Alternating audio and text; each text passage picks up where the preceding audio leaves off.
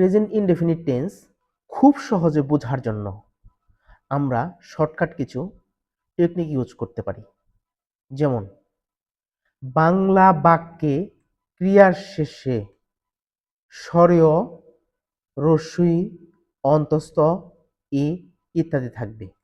যেমন আমি ভাত খাই, এখানে ক্রিয়ার শেষে রস্যই রয়েছে।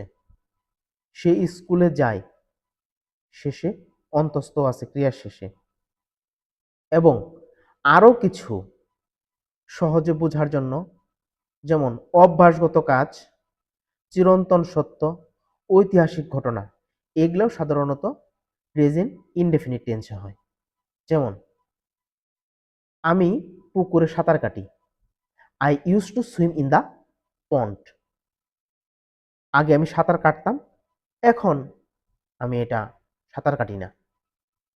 The sun rises in the east, সূর্য পূর্ব দিকে ওঠে।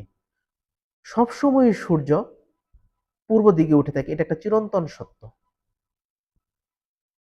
এছাড়াও রয়েছে ঐতিহাসিক ঘটনা, যেমন পলাশীর যুদ্ধে সিরাজউদ্দৌলা পরাজিত হয়। Nawab Sirajuddaulah defeats in the battle of Palashi.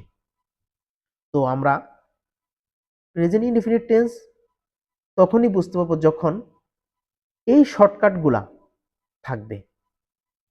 Bangla বাক্যের শেষে, ক্রিয়ার শেষে স্বরেয়, রস্যই, অন্তস্থ ও এ, অথবা কোনো অভ্যাসগত কাজ, চিরন্তন সত্য, ঐতিহাসিক কোনো ঘটনা থাকলে আমরা প্রেজেন্ট ইনডেফিনিট টেন্স সহজে আমরা আইডেন্টিফাই করতে পারবো। Thank you.